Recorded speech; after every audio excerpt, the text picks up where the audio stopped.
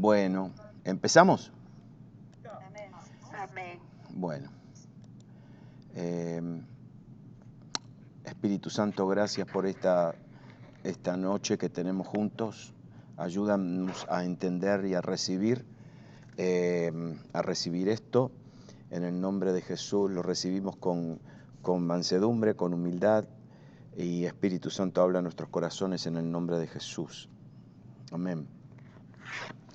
La razón por qué esta lección es difícil es porque esta lección tiene que ver con la idolatría. Con la idolatría. Y cuando nosotros pensamos en idolatría, pensamos en un muñeco, pensamos en una estatua, no sé en qué pensamos. Pero vamos a ver lo que arranca en el capítulo 17 del libro de los Jueces. Hemos concluido con todas estas liberaciones, con estas intervenciones que Dios hace en el pueblo de Israel a través de los jueces que fueron levantados con ese propósito, para liberar a su pueblo. Y el último libertador, el Sansón, bueno, solamente fue libertador de nombre. Pero quiero a ver si le puedo explicar esto. Todas las debilidades de Sansón no fueron como simplemente las debilidades de Sansón. Fueron un conjunto de debilidades que tuvieron todos los demás jueces. Y el último, que fue Sansón, las tuvo todas. Las tuvo todas. Es como que en este libro de Jueces estamos viendo la crisis de liderazgo en Israel debido a la idolatría. Y al primer juez le va bien, y al segundo le va un poquito menos bien, y al tercero le va menos bien, y terminamos con Sansón. Y yo quiero que ustedes entiendan que Sansón es como, y así está escrito el libro de Jueces, Sansón es como la recopilación de todas las debilidades que tenían los jueces. Desde el principio, esta debilidad tuvo la culminación. Las debilidades de los jueces tuvieron su culminación en alguien que era famoso por su fuerza, pero su fuerza no hizo nada, mucho, para liberar al pueblo de Dios.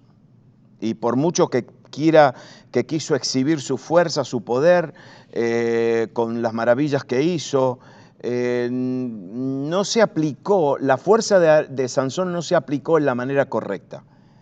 Es posible usar el poder de Dios en una manera equivocada. Le voy a avisar que esta lección es para, si ustedes no entienden alguna de estas cositas, esta lección es para los que tienen oídos, para oír. ¿Está bien? Pídale al Espíritu Santo que le dé oído para oír. Porque es posible usar el poder de Dios en una manera equivocada. Y porque hay muchas personas que han habido en la historia de la iglesia que han tenido dotes y han tenido unciones y han tenido gracia de Dios, habilidades de Dios, y abusaron de ellas. Y para su propia glorificación. ¿Se acuerdan que Sansón era porque se quería vengar de todo el mundo? Y con Sansón termina la historia, toda la historia estas de liberaciones. No hay más liberación en el libro de Jueces. Ha sido como una bajada, una descendida, y termina con el cautiverio del propio libertador. Es decir, el propio libertador que se suponía que tenía que libertar al pueblo, terminó cautivo.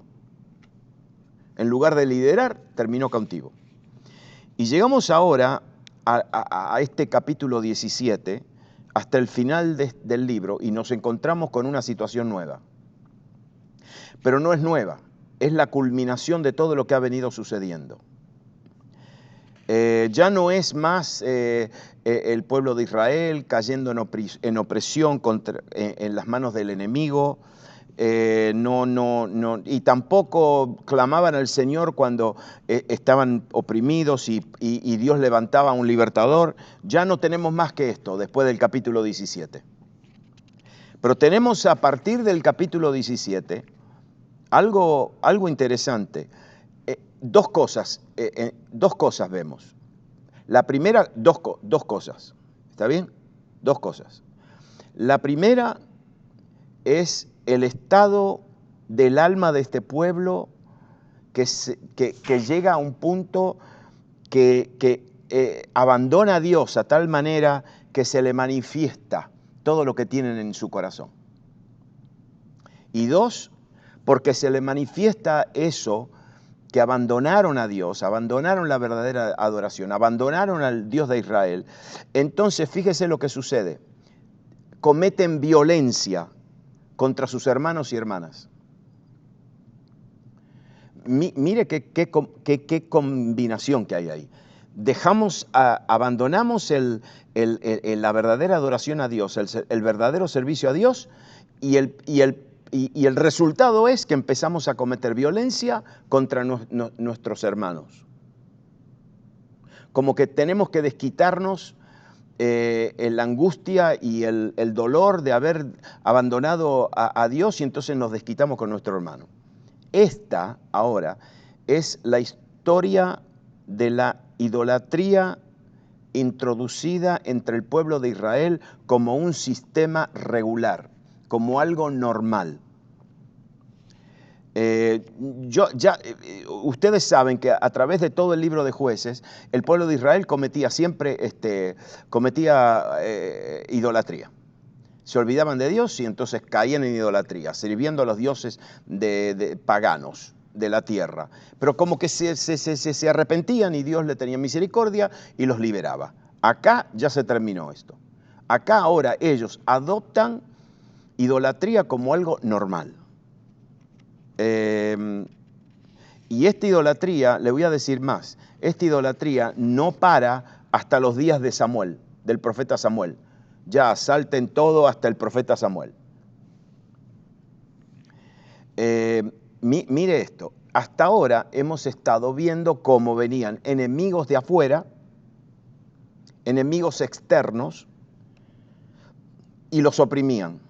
Ahora, desde este capítulo en adelante, vamos a ver el estado del corazón del pueblo de Israel, que es más malo, que era más malo, más negativo, más dañino que los enemigos entrando de afuera. Era tan malo como la peor esclavitud en la que fueron oprimidos por un enemigo. Es idolatría lo que vamos a ver ahora. Pero no es una idolatría adorando a los Baales, adorando a Astarot, los dioses de las naciones, de los países que los estaban rodeando. Vemos a dioses, miren lo que le voy a decir, vemos a dioses de una fabricación doméstica. Eran dioses que ellos creaban. Y esto nos va a hablar a nosotros, cuidado. No era apostasía en el sentido de que todo lo de Dios iba a ser rechazado. No eran hombres que traían otros dioses, eran los propios israelitas. Hombres que se creían que eran muy devotos a Jehová. Pero hacían sus dioses. Y aquí vamos a examinar esto. Porque en la parte final de este libro, el pueblo de Israel llega a un estado de alma tan bajo y desarrollan esta apostasía de un aspecto horrible, más horrible que la idolatría que venía de afuera. Veamos cómo comienza. Mire cómo comienza. En Jueces 17, versículo 1, ¿no? Dice que hubo un hombre del monte de Efraín que se llamaba Micaías, el cual dijo a su madre: los 1100 ciclos de plata que te fueron hurtados, robados, acerca de los cuales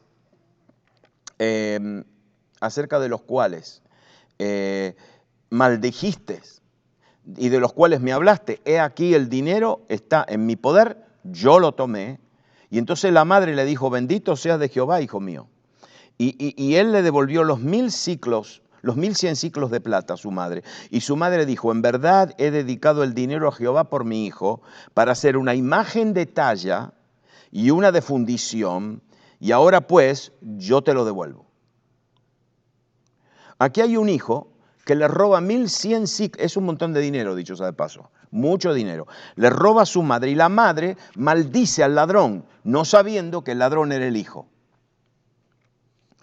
Y maldice al ladrón que le había quitado las 1100 piezas de plata, mucho dinero otra vez. Lo maldijo y lo encomendó al castigo de Dios. Maldecir significa, yo te maldigo, pero que Dios haga justicia sobre tu vida. Este muchacho que le robó, Micaías, no tiene temor de robar, entendiendo que esto está en contra de la ley. Solamente le teme a la maldición de su mamá. A eso sí le tiene miedo. No le tuvo miedo a robarle a la madre, pero le tuvo miedo a la maldición. Ahora usted se empieza a dar cuenta que ellos ya estaban tan penetrados por las religiones paganas que ya esto de las maldiciones, todo esto era algo normal.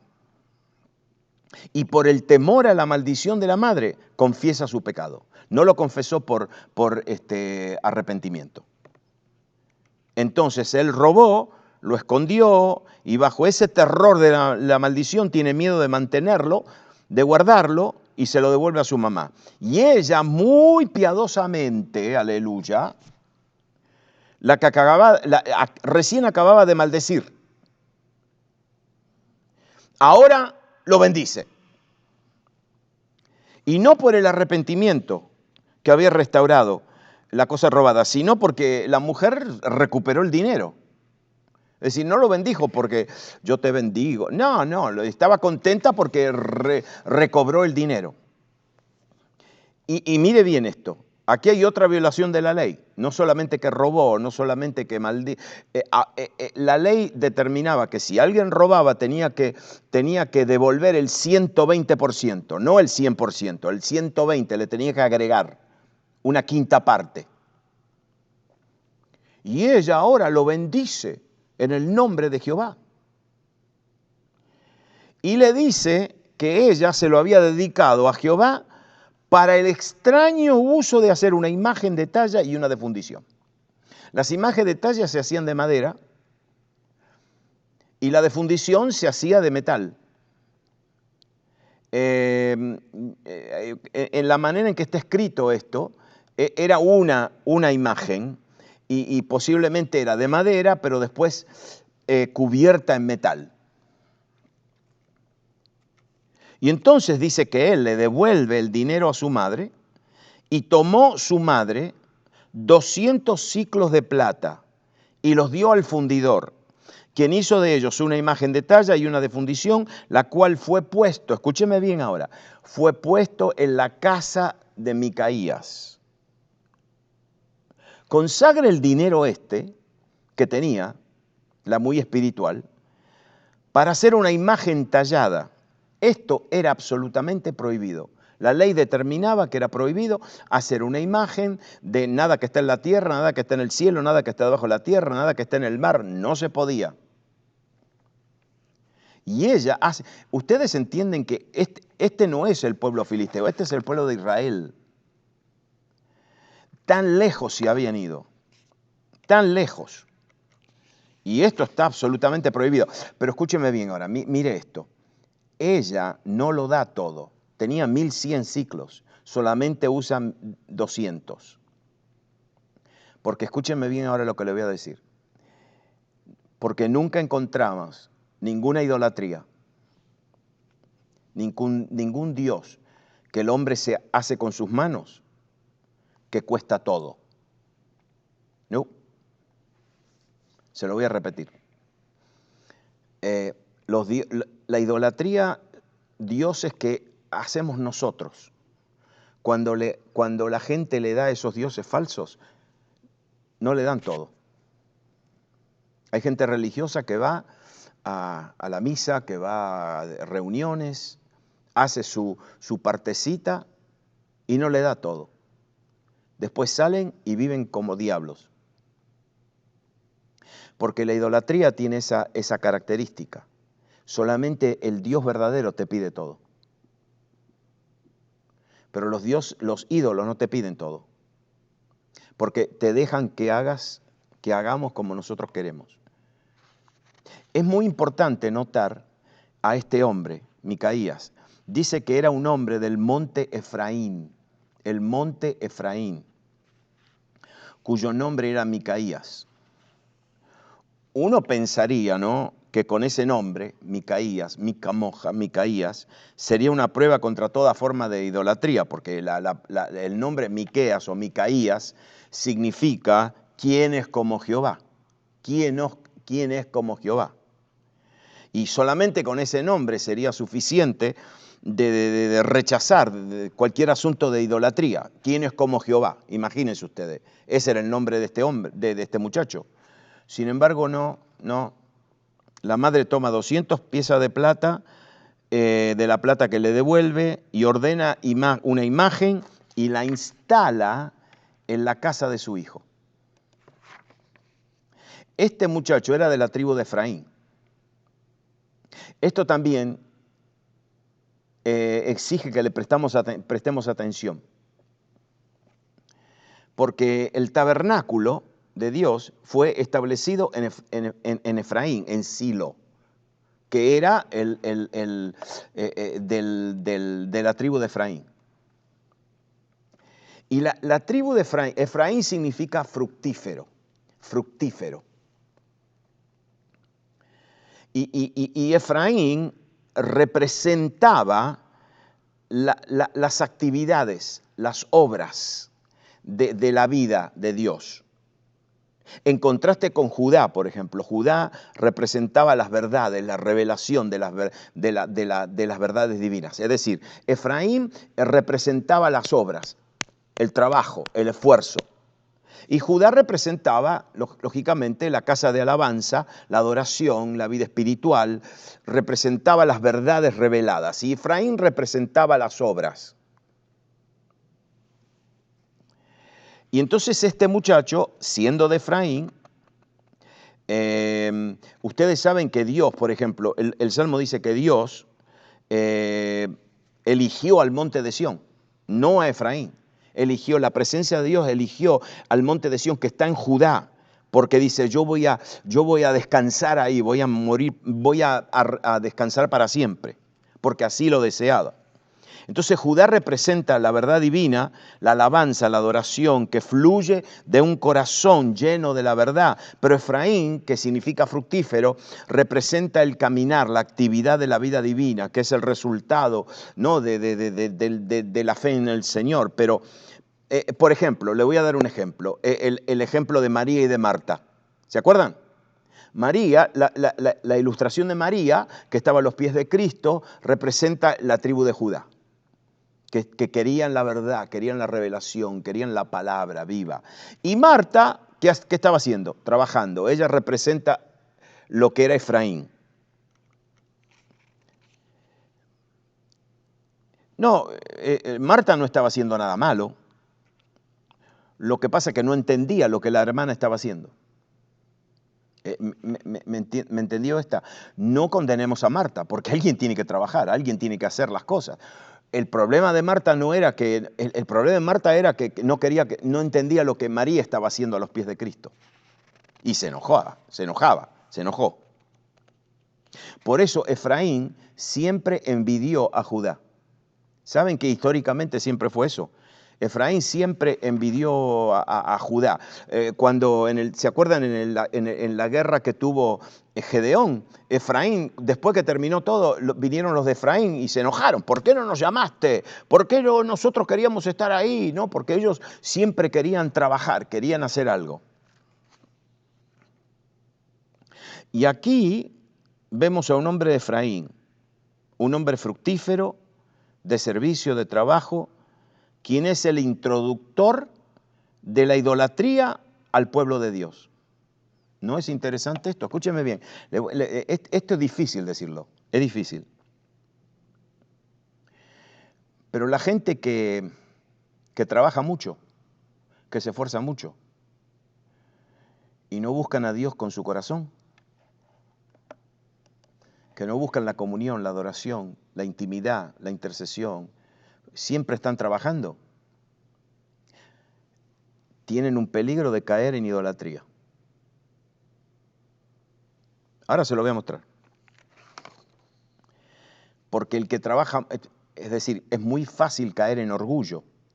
Y ahí cuando entra el orgullo vamos derecho a la idolatría. ¿Qué es esta idolatría que nosotros tenemos acá en esta parte de Jueces? Es levantar a un Dios falso en lugar del verdadero. Es permitir que las actividades de la vida de Dios en el alma alejen a uno de la verdad de Dios. Y por tanto, este servicio trae mucho orgullo, ¿no? El pensamiento, la raíz de toda idolatría es la elevación de mi voluntad, lo que yo quiero hacer. Ahí comienza la idolatría. Es hacer un Dios propio.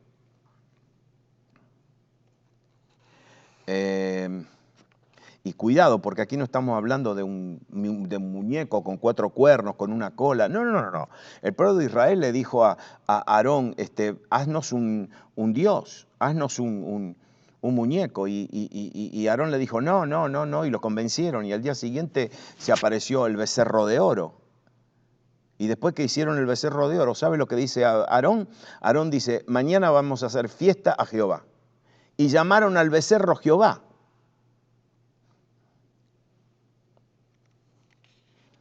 Es decir, el hombre hizo a un Dios a su propia imagen. Hoy estaba hablando con un grupo de hermanos de Dios y no sé, como que siento que la gente hoy están adorando a un Cristo según su propia moda, adorando a un Dios, a un Cristo que ellos mismos han fabricado a partir de sus propios pensamientos y le llaman por el nombre del Dios viviente, del Cristo, de la gloria. Este hombre Micaías, dice el versículo 5, y este hombre Micaías tuvo casa de dioses e hizo efod y terafines y consagró a uno de sus hijos para que fuera su sacerdote. A mí me impactó eso, que él hizo casa, y la casa de dioses es la palabra santuario. Hizo un santuario con esta imagen. Y no solamente eso, pero hizo un efod. El efod era el manto que se ponía el sumo sacerdote. Y terafines eran ídolos familiares, eran muñequitos familiares que tenían que ver con lo que había pasado en la familia. Y consagra a su hijo para que fuese su sacerdote. Esta casa para Micaías era la casa de Dios, la casa de Jehová. Pero en esa casa hay una imagen. Una imagen. Y tiene la prenda sacerdotal, tiene las imágenes familiares, personales y sobre todo, como hay una imagen, tiene que haber un sacerdote. Necesitaba un sacerdote. Y entonces nombra a sus propios hijos, a uno de sus propios hijos como sacerdote. Él no era de la tribu de Leví, él era de Efraín. ¿Cómo va a ungir a un sacerdote?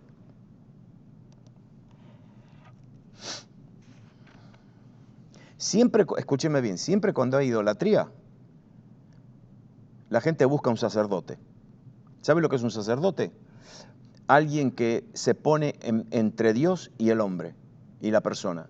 Buscan a alguien que ore, que le ore, buscan a alguien que le ministre, y cuando entramos en esa actitud que siempre buscamos a alguien que nos dé, que alguien que nos bendiga, que alguien que nos ministre, que alguien que nos ore, ya estamos camino a... Y hay ministros que se prestan a eso, hay ministros que se prestan a decir, vengan a mí porque yo voy a orar por ustedes y yo voy a hablar, voy a hacer que esto y que el otro. Eso es camino a la idolatría. Pero de repente, ¿sabe lo que sucede? Micaías encuentra algo mejor que un sacerdote de su propia fabricación. Ahora viene un sacerdote de Dios, un levita. Y dice en el versículo 6, en aquellos días no había rey en Israel y cada uno hacía lo que bien le parecía. Ahí está, ahí te define. Hacían lo que se le daba la gana. Y entonces de repente cambia la historia y dice así, y había un joven de Belén de Judá, de la tribu de Judá, el cual era levita y forastero allí. Es decir, este muchacho era un levita, pero vivía en Belén. Belén no era una ciudad levítica, no era. Yo no sé lo que estaba haciendo este levita en Belén. Belén no era una ciudad levítica. Nosotros tenemos en la lista del territorio de Israel los nombres de las ciudades levíticas donde tenían que vivir los levitas. Este vivía en Belén, es decir, estaba fuera de foco, estaba desubicado. Y entonces este hombre, ¿qué hace? Se va de la ciudad de Belén, porque está desubicado, para ir a vivir donde pudiera encontrar lugar. En Belén no le fue bien, dice, bueno, me voy a buscar otro lugar. Y llegando en su camino al monte de Efraín, vino a casa de Micaías. Aquí viene un levita de Belén. Los levitas se suponía que los levitas le enseñan a la gente la ley, la Torá. Eso era lo que hacían los levitas. Pero aquí hay un hombre que deja el lugar de Judá, de la fe, de la verdad divina, de la revelación, de la adoración, y viene porque está inquieto, está descontento, está insatisfecho, en busca de algo mejor para sí mismo. ¿Se acuerdan del esposo de Noemí? El esposo de Noemí, Elimelec, también era de Belén. Y como no le iba bien a Belén, se fue. Y a los que se van de la casa del pan, no les va bien. Y este también. Entonces Micaías le dijo, quédate en mi casa y serás para mí padre y sacerdote. Este era un joven. Dice, serás para mí padre, es decir, líder y guía espiritual, y sacerdote, y yo te daré 10 siclos de plata por año. Qué barato. Vestidos y comida. Y el levita se quedó. Se conformó con 10 siclos. No se olviden que este había robado 1100 siclos.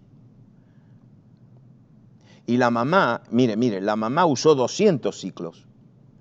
Y lo demás se lo devolvió a él, porque lo bendijo. El tipo tenía dinero. Y al levita le dijo, yo te pago 10 nada más por año. Por año. Entonces Micaías dice, yo necesito un levita. ¿Por qué? Porque este levita es un intermediario, es un mediador entre yo y Dios. No se olviden que esa era la función de los levitas en aquel tiempo.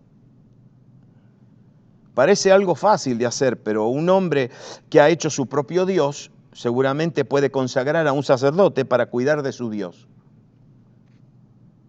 Y Micaías concluye todo el asunto con una declaración. Y Micaías dijo, ahora sé que Jehová me prosperará porque tengo un levita por sacerdote. Hay mucha gente engañada, ¿sabe? Que porque las cosas le van bien, se creen que Dios los está bendiciendo y que todo iba a ir bien. Y no es así. Aquí está este levita inquieto que va a mejorar su posición, Pero él es solamente un levita. Escúcheme bien ahora, este punto que le voy a dar es bien importante. Él solamente es un levita, no es un sacerdote, es un levita. El hombre lo hizo sacerdote, pero este joven no es un sacerdote, es un levita.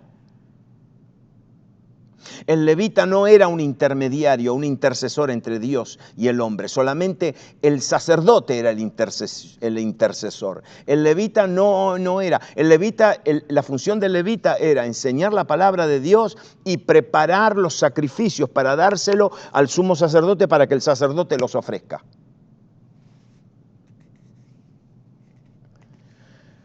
Y aquí está la oportunidad.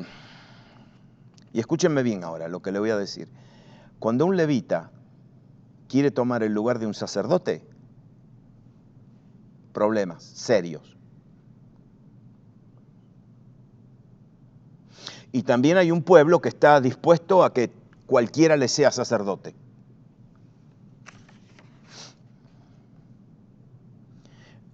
A la gente, tengo que decir la verdad, ahora, directa.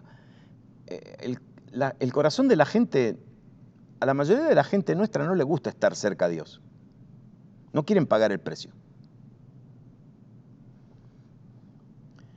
Le gusta mucho que alguien esté entre él o ella y Dios.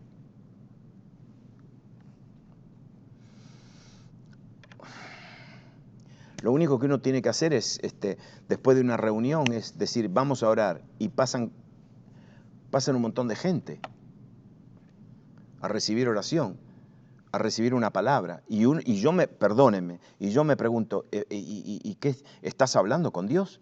¿Dios te está diciendo algo? ¿Por qué siempre tenés que ir a buscar como un sacerdote para que te diga? Y hoy, porque hay idolatría en nuestros medios, hay levitas que quieren ser sacerdotes. Yo como ministro no soy sacerdote de ninguno de ustedes. Yo tengo un sacerdote que se llama Jesús. Él es nuestro único intercesor. Él es el mediador entre Dios y los hombres. Ningún hombre es sacerdote. Nosotros somos levitas. ¿Qué era el levita? Preparaba el sacrificio. Mataban los animales, lo limpiaban, lo preparaban y después lo ofrecían en el lugar del pueblo. Y nosotros como creyentes también tenemos que hacer lo mismo. Nosotros no somos sacerdotes de nadie. Hoy le voy a decir algo, mira, y no voy a tocar esto, pero hay demasiados apóstoles que quieren ser sacerdotes. Eso es lo que está pasando. ¿Sí? Y esto se está yendo para el lado de la idolatría. Y ustedes lo saben, porque hay apóstoles por todos lados. Y hay muy pocos apóstoles genuinos. Estos son levitas que quieren ser sacerdotes, como este muchacho. Le dije que esto era difícil, esta lección es difícil.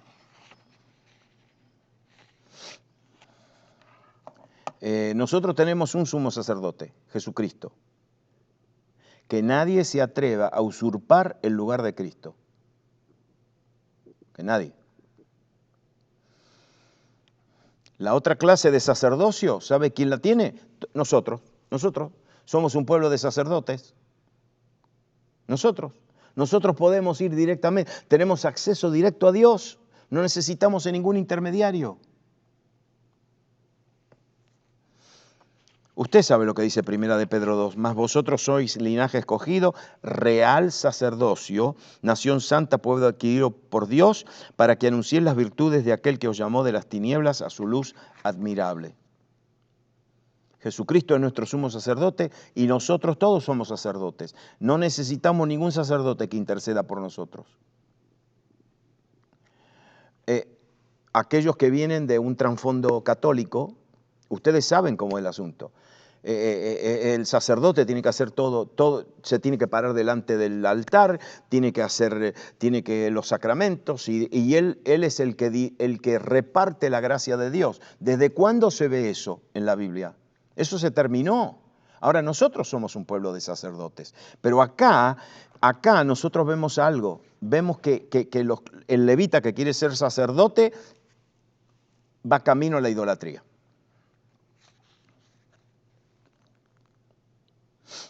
El levita preparaba el sacrificio para que el sacerdote lo pueda ofrecer.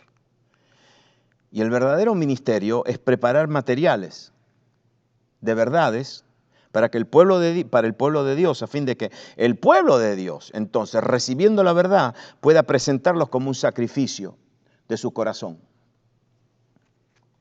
Pero ahora este levita es instalado como sacerdote por alguien que se inventó una imagen, un dios, con sus propias manos. Y el levita sirvió en la casa de Micaías como sacerdote al lado de esa imagen.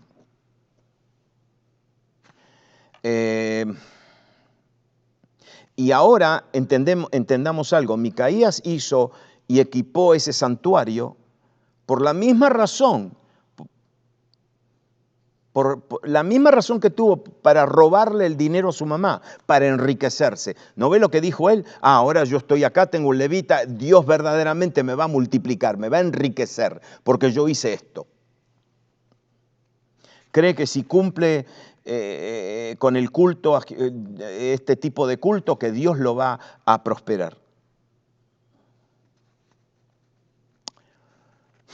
Y el santuario que levantó Micaías no le va a traer bendición, le va a traer pérdida, le va a traer desastre. Escúchenme bien, cualquier tipo de servicio que se entromete en el santuario sagrado del corazón de un creyente y trata de dictarle al creyente en cuanto a su adoración, es el levita convirtiéndose en sacerdote. ¿Es serio esto? Esto para nosotros es un desafío. Es el desafío de buscar a Dios nosotros, buscar a Dios.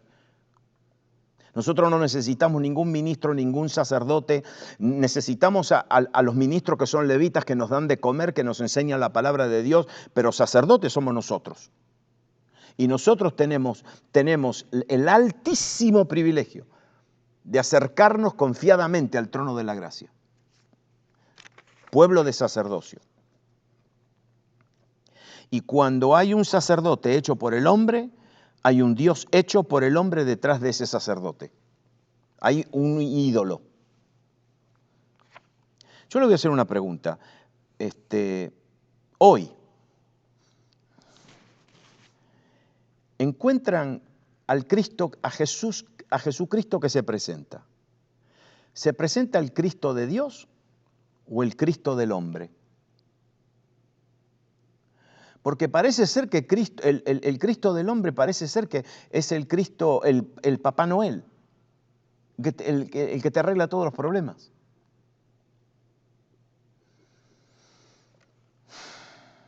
Esto es un dolor para mí, porque después de todo lo que Cristo hizo, nosotros ahora nos inventamos a un Cristo inventado por nosotros. Le voy a dar un ejemplo. Nosotros mandoneamos a Cristo por todos lados. Señor, haz esto y el otro, cuando tendría que ser al revés. El que nos tiene que mandonear es Él. El que nos tiene que ordenar es Él. Él nos tiene que decir lo que tenemos que declarar, no que yo le digo a Él lo que tiene que hacer. Yo no le puedo decir a Él lo que tiene que hacer, que Él me diga a mí lo que tengo que hacer. Pero este Cristo presentado por los hombres, especialmente en los medios y todo, es un Cristo que está a las órdenes de cada creyente. Ese Cristo no es supremo, ese Cristo no es central en la vida del creyente. Es un Cristo inventado por los hombres. Es un Cristo con un carácter formado por la gente, por los pensamientos del hombre, en cambio de un Cristo Jesús que nos es presentado por el Espíritu Santo en la palabra de Dios. Ese Jesús es el Señor Todopoderoso. ¿Sabe lo que dice Pablo en Colosenses? Que tenemos que poner nuestra mirada en las cosas de arriba, pero espere, donde Cristo está sentado a la diestra de Dios. Cuidado, porque cuando buscar las cosas de arriba tiene que ver con el señorío y la supremacía de Cristo, porque Él es el que está sentado allá arriba. Él es el que está sentado. Él es la cabeza. Él es el que tiene toda autoridad. ¿Me entienden? Estamos hablando de un Señor Jesús Todopoderoso. Yo no sé, ustedes saben bien, en las iglesias por ahí, en las basílicas, catedrales, siempre tienen un Jesús medio muerto, sangrando, crucificado. Es un Señor un soberano, Jesús, el Rey soberano. Es un Señor santo.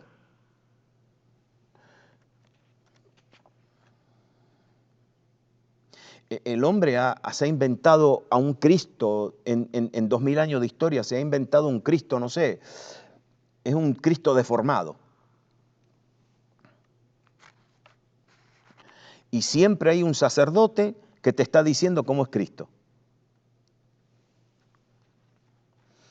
Y hay un sacerdote que te ayuda a adorarlo.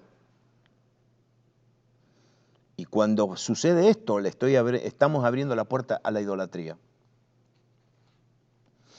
Que dicho sea de paso, idolatría está compuesta por dos palabras. Interesante. Ídolo y después latría. ¿Saben qué palabra nosotros sacamos de latría? ¿Saben qué palabra sacamos? Ladrón. Ladrón. Porque cuando cometemos idolatría le estamos robando. Le estamos robando a lo que Él se merece. Y ahora esta idolatría comienza a extenderse hasta que se lleva toda la tribu de Dan. Termino. El lunes próximo seguimos. Pero mire esto. Latro en latín, exactamente. Ladrón. Sí.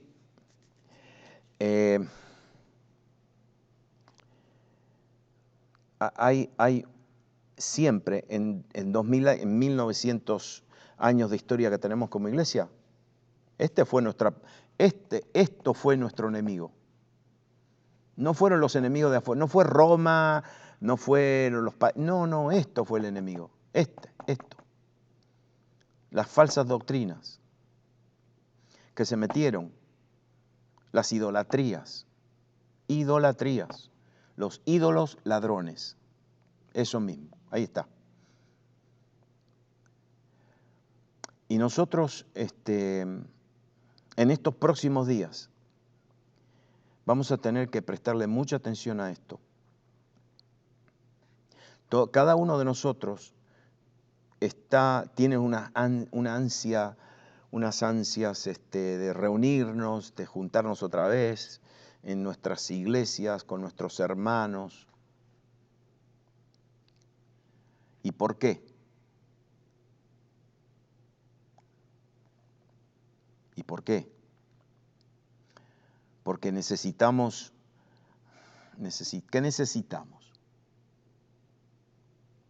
El creyente simplemente se quiere reunir para celebrar, pero no porque necesitamos algo. Hay creyentes que yo los escucho hablar. Que me hace falta.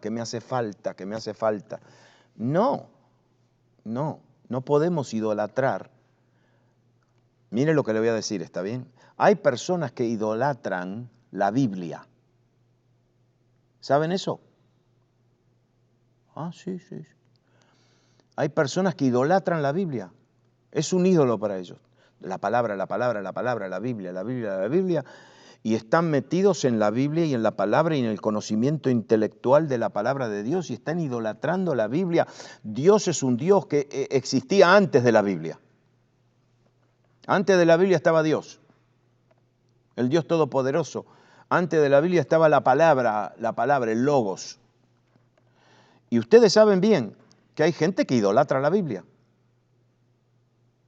Y con la Biblia juzgan a todo el mundo. Han hecho de la Biblia un ídolo. Cuando la Biblia, la palabra de Dios es espíritu y verdad. No es solamente verdad, es espíritu. Y tiene que llevarnos a una comunión con Dios, a un conocimiento íntimo de Dios, del corazón de Dios. Hay gente que idolatran a la iglesia, ustedes saben. La iglesia es todo. Yo escucho a los religiosos hablar y es todo la iglesia, la iglesia, la iglesia, la iglesia. La iglesia, la iglesia, la iglesia. Hermanos, no es la iglesia, no es la Biblia, es Cristo. Es Cristo. Sí, el Cristo de la Biblia. Sí, el Cristo de la y fíjese cómo es la iglesia. No quiero ampliar esto, pero porque ya está, ya tenemos que cortar. Pero mire bien, la iglesia es el cuerpo. Pero ¿sabe qué hay encima del cuerpo? La cabeza. El cuerpo no es nada sin la cabeza. Nada. Este es Cristo. Y nosotros vamos a aprender de esto. Y en estos últimos capítulos de Jueces hay unas lecciones profundísimas. Profundísimas, profundísimas, profundísimas. Porque si hay algo, ustedes saben bien que en la historia de Israel la idolatría siempre fue la caída. Siempre fue la caída. Y en la historia de la iglesia, después de Cristo, la iglesia siempre también fue de idolatría. Es decir, siempre tratando de reemplazar la centralidad de Cristo en nuestra vida con otras cosas religiosas, con otros elementos religiosos, eclesiásticos. Y nosotros no podemos. El creyente va a madurar en esta temporada. Y vamos a entender que solamente es Cristo. Cristo es el centro y el significado de todo. Quiero solamente dejarles con las palabras del escritor a los Hebreos, que dice que Dios en tiempos pasados le habló a los padres y a los profetas, y ¿sabe la palabra que el escritor usa? En pedacitos, en muchos pedacitos. En muchos pedacitos, dice en muchas partes, pero la palabra es pedacitos, en muchos pedacitos. Pero en estos últimos días ha hablado en Cristo, en su Hijo, el cual constituye la imagen. Mire lo que está diciendo, todo lo que Dios habló antes de Cristo eran pedacitos, pedacitos. Ahora, ¿en qué habló? ¿En la iglesia? No, habló en Cristo, en la persona de Cristo. Y todos los tesoros y el conocimiento y la sabiduría de Dios fueron todas puestas en Cristo Jesús. El que tiene a Cristo y busca a Cristo y ama a Cristo y conoce a Cristo, a Jesús, lo tiene todo. Y no necesita ningún sacerdote que interceda a su favor. Sí, oramos los unos por los otros para animarnos, pero si vamos a orar los unos por los otros, vamos a animarnos a buscar a Dios. Que Dios te hable, que Dios te muestre, que Dios te guíe, que Dios te fortalezca. ¿Para qué? Para que desarrollemos una relación con el Señor, con el Supremo, el que está sentado a la diestra del trono de Dios, que es una relación sólida. Miren que este libro de Jueces así termina, con estas verdades. Esto no es historia de Israel. Esto es palabra para nosotros, palabra viva para nosotros. Amén. Yo quiero que ustedes sepan personalmente que para mí este tema, la centralidad de Cristo y la supremacía de Cristo, este es el tema de mi vida. El tema de mi vida. Porque después de ver cómo la gente hace esto y los hermanos esto y las iglesias hacen esto, y hemos tratado de todo. ¿Por qué no volvemos a Cristo? A la centralidad de Él, a la total confianza de Él, a la total fe en Cristo Jesús. Amén. Espíritu Santo, gracias por esta palabra. Revela más esta palabra a cada uno de nuestros corazones. Sí, revela más. Profundiza esta palabra más. Redarguye nuestro corazón. No queremos ser idólatras, no queremos tener a un Cristo inventado por hombres, formado por hombres, por tradiciones humanas. Espíritu Santo, revélanos siempre a Jesús en nuestra vida, a aquel que está sentado a la diestra del trono de Dios. En el nombre de Jesús. Amén. Y amén.